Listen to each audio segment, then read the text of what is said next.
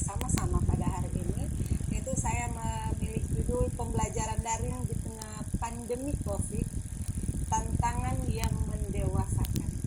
Nanti kita akan diskusikan secara bersama-sama.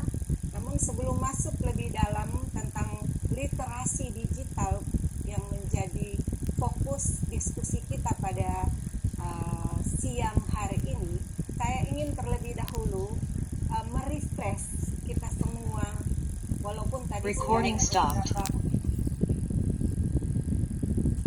sudah ada yang membahas tentang ini, tapi tidak secara keseluruhan ya. Jadi kalau saya ingin merefresh kita semua bahwa yang dimaksud dengan literasi digital ini adalah istilah umum yang merujuk kepada seperangkat kemampuan dan keterampilan individu dalam membaca, menulis, berbicara, menghitung, dan memecahkan masalah pada tingkat keahlian tertentu yang diperlukan dalam kehidupan sehari-hari. Sehingga literasi tidak bisa dilepaskan dari kemampuan berbahasa. Saya kira itu secara umum yang saya kutip ya, tentang literasi secara umum. Ya, kemudian kita melihat seperti apa sebetulnya. Kalau literasi secara umum itu kita sudah lihat, kita lebih fokus lagi ke literasi digital. Nah, di situ dikatakan bahwa sebuah pengetahuan dan kecakapan untuk menggunakan media digital, termasuk alat-alat komunikasi yang modern ya, atau jaringan internet dalam menemukan, mengerjakan, mengevaluasi, menggunakan informasi, membuat informasi, dan memanfaatkannya secara bijak, cerdas, cermat, tepat, dan tentunya patuh pada hukum dan aturan dalam rangka membina komunikasi dan interaktif positif dalam kehidupan sehari-hari. Karena di literasi digital difokuskan seperti ini, karena banyak yang seperti dikatakan oleh Pak Ketua tadi, ini banyak yang menyalahgunakan ini ya. Kemudian kita melihat dulu apa sebetulnya literasi, tujuan dari literasi digital gitu. Nah, literasi digital ini bertujuan mendorong masyarakat menggunakan internet secara cerdas ya, positif, kreatif, dan produktif, sehingga dapat meningkatkan kemampuan kognitif untuk mengidentifikasi hoax dan mencegah secara terdampak dengan menggunakan internet ini ya. Jadi jangan salah tafsir ya. Ini yang ada kutipannya yang jelas saya rujuk di sini. Jadi banyak yang menyalahi aturan tentang seperti apa sebetulnya tujuan dari literasi digital ini. Next. Nah, tentunya kita melihat ada tantangan pembelajarannya. Tantangan pembelajaran. Seperti apa tantangan pembelajaran yang kita temukan pada saat ini? Nah, kita semua Indonesia, Sulawesi Utara, bahkan kita yang ada di room ini memiliki tantangan besar dalam penanganan COVID-19 ya.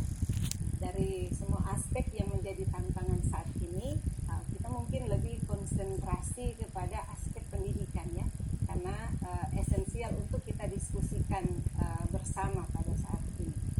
Jadi aspek pendidikan ini menjadi konsentrasi kita ya, menjadi konsentrasi saya juga pada saat ini, karena tentunya telah lama kita menggeluti bidang ini dalam kapasitas sebagai guru, dosen, sebagai peneliti, sebagai praktisi, hingga juga para perumus kebijakan.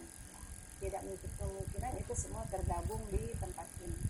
Karena terus terang saja, pandemi COVID-19 ini terpaksa atau memaksa kebijakan, misalnya social distancing ya, atau sering kita sebut dengan jaga jarak. Menjaga jarak itu meminimalisir persebaran COVID-19 ya. Jadi kebijakan ini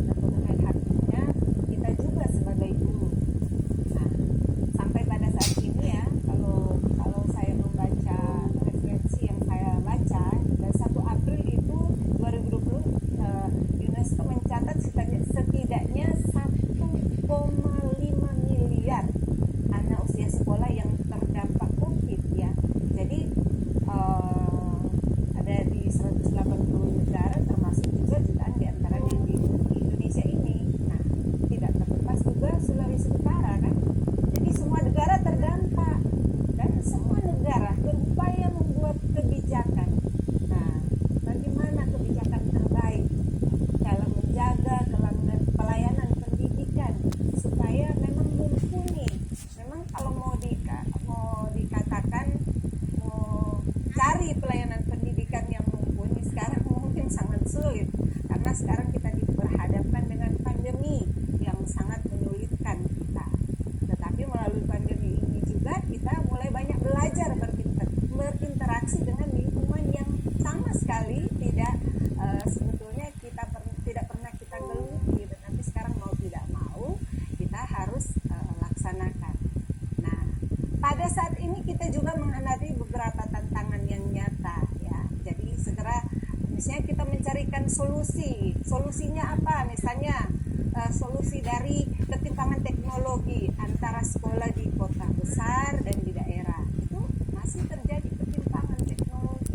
Nah, syukur-syukur saya melihat di Bitung sekarang ini sudah mulai internet itu sudah mulai dipasang di desa-desa. Kasihan, saya melihat mahasiswa saya yang di kampungnya tidak, mereka harus datang ke kantor-kantor terdekat untuk menggunakan internet di kantor tersebut. Jadi sekarang saya melihat ada beberapa pemerintah daerah, kabupaten kota juga sudah mulai menggalakkan itu semua. Dan juga keterbatasan kompetensi guru dalam pemanfaatan aplikasi pembelajaran tadi sudah disebut sedikit oleh narasumber sebelumnya ya tentang ini. Jadi banyak sekali juga kompetensi guru yang masih sangat di bawah rata-rata ya untuk pemanfaatan aplikasi, terutama menggunakan platform ya terbanyak BA. Kalau kami di U5, kalau BA itu tidak masuk dalam penilaian jadi itu ya, bisa Google.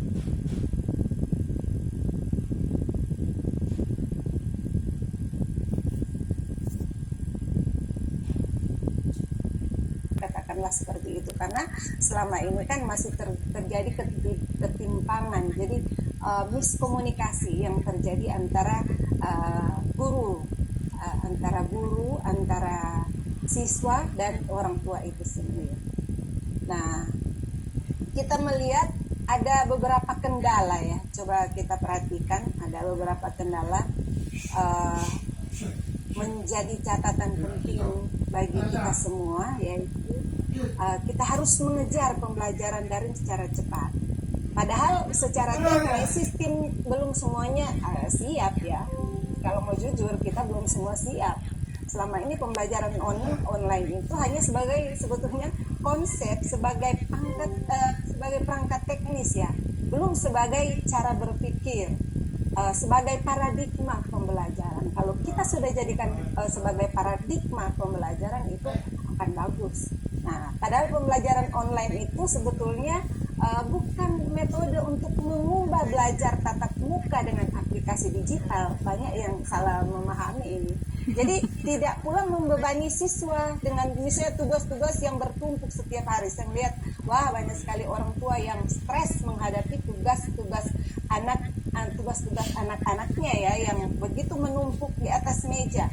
Jadi satu hari misalnya berapa bidang studi, begitu banyak tugas yang harus diselesaikan, mau tidak mau diselesaikan oleh orang tua. Ya. Nah, sebagai ujung tombak dari ini semua, kita harus memperhatikan bahwa ada perbaikan sistem pendidikan pembelajaran daring yang harus kita perhatikan. Sebagai ujung tombak di level paling bawah, misalnya suatu lembaga pendidikan, misalnya kepala sekolah ya, kepala sekolah dituntut untuk membuat keputusan cepat dalam merespon suatu edaran menteri ya, edaran menteri pendidikan dan kebudayaan yang mengharuskan sekolah untuk pemberlakuan pembelajaran dari rumah atau BBR, bisa juga seperti pendidikan misalnya merasa terkejut ya, proses belajar mengajar yang mau tidak mau kita harus sesuaikan, mau tidak mau harus kita laksanakan, walaupun ini membuat stres tapi harus kita selesaikan. Beban tugas orang tua merasa stres sebetulnya ketika mendampingi proses pembelajaran dengan tugas-tugas. Di samping harus memikirkan keberlangsungan, dia juga harus kerja, menyelesaikan pekerjaan rumah tangga dan lain-lain ya. sangat membuat kritis ya kondisi seperti ini. Kita lihat ada kendala-kendala itu menjadi catatan penting dari dunia pendidikan kita ya. Tentunya kita harus secara. Nah, selama ini pembelajaran online hanya sebagai konsep ya, sebagai cara berpikir, sebagai paradigma pembelajaran. Padahal pembelajaran online itu bukan, saya katakan tadi, bukan sebagai metode. Nah, ada beberapa langkah yang dapat menjadi rumusan bersama dalam perbaikan sistem pendidikan kita yang saya sebutkan tadi. Pertama, semua guru harus bisa mengajar jarak jauh yang catatannya harus menggunakan teknologi. Jadi peningkatan kompetensi pendidik di semua jenjang untuk menggunakan aplikasi pembelajaran jarak jauh itu mutlak ya, mutlak harus dilaksanakan. Jadi memang jumlah yang sangat banyak untuk memastikan sekitar misalnya 3 juta guru di Indonesia memiliki kompetensi yang memadai misalnya dalam memanfaatkan teknologi, itu tentu bukan perkara mudah, karena kalau dipakai secara keseluruhan di jam yang sama